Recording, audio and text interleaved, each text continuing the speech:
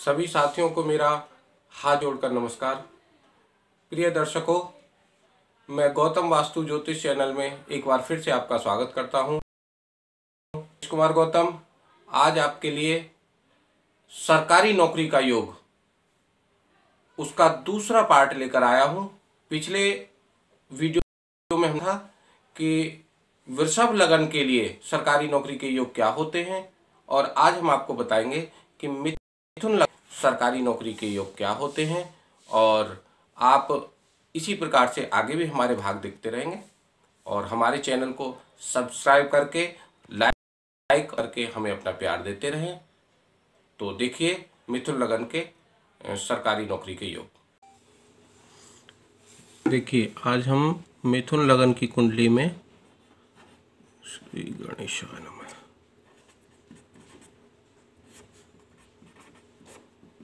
आज हम मिथुन लगन की कुंडली में सरकारी नौकरी का योग बताएंगे।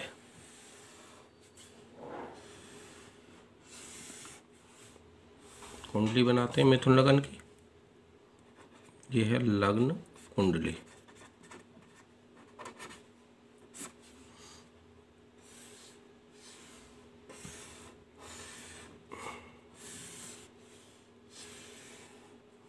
मिथुन लगन 3, 4, 5, 6, 7, 8, 9, 10, 11, 12, 1, 2। देखिए मिथुन लगन की कुंडली में यदि यहाँ पर गुरु बैठे हों तो आपका 30% राजयोग बन जाएगा।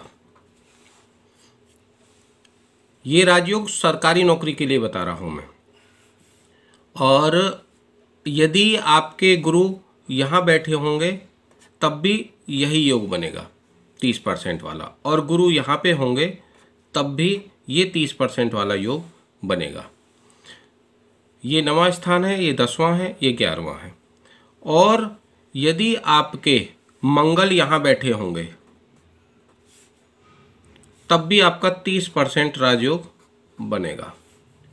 यदि आपके मंगल यहाँ होंगे तब भी आपका 30% राजयोग बनेगा। यदि आपके मंगल यहाँ होंगे तब भी 30% राजयोग बनेगा आपका। अच्छा, अब आपके शनि 9वें भाव के स्वामी, यदि देखो मंगल आपके 11वें भाव के स्वामी थे और गुरु आपके 10वें भाव के स्वामी थे, और ये शनि आपके 9वें भाव के स्वामी। यदि शनि 9वें भाव के स्वामी यहीं बैठ जाते हैं तो 30% राजयोग आपका ये भी बनेगा। यहाँ बैठते हैं तब भी 30% बनेगा, यहाँ बैठते हैं तब भी 30% बनेगा। इस प्रकार से आपका 90% योग ये बन जाता है। 90% ये योग बनता है आपका सरकारी नौकरी का। जितने योग अधिक होंगे उतना ही उच्च पद प्राप्त होगा। और हमारे ग्रहों की स्थिति कैसी है, हमारे ग्रह किस अंश में है, कितने बलाबल के साथ बैठे हैं, उसका भी बहुत असर होगा। कभी कभी इस ग्रह के स्वामी कहीं दूसरी जगह जाके अच्छी अवस्था में बैठ जाते हैं तब भी योग बन जाता है। और यहाँ पर मैं आपको बता दूं कि यदि आपको कोई उपाय करना है इन ग्रहों को और मजबूत करने के लिए तो आप कर सकते हैं। मंगल को मजबूत करने के लिए आप हनुमान जी का प्रसाद चढ़ा सकते हैं, हनुमान जी की पूजा चालीसा कर सकते हैं, हनुमान जी का चालीसा पढ़ सकते हैं, और बंदरों को कुछ लाल रंग का स्पेशली मेहरून रंग का मीठा खिला सकते हैं। और यदि आपको गुरु को मजबूत करना है तो आप पीले रंग की चीज़ों का, जैसे बेसन के लड्डू, चने की दाल और पीला कपड़ा, केला, इस तरह की चीज़ें आप किसी ब्राह्मण को मंदिर में दान कर सकते हैं, किसी ब्राह्मण को दान कर सकते हैं, किसी गाय को खिला सकते हैं। ध्यान रखें गाय देशी गाय होनी चाहिए। और शनि को मजबूत करने के लिए आप पीपल के पास शाम के टाइम दीपक जला सकते हैं सरसों के तेल का। उसमें चाहें तो थोड़ा लोहा और आप उस काला तिल और काले उड़द भी डाल सकते हैं। काला कपड़ा भी आप चाहें तो पीपल के पास दान कर सकते हैं, किसी व्यक्ति को, किसी गरीब व्यक्ति को दे सकते हैं।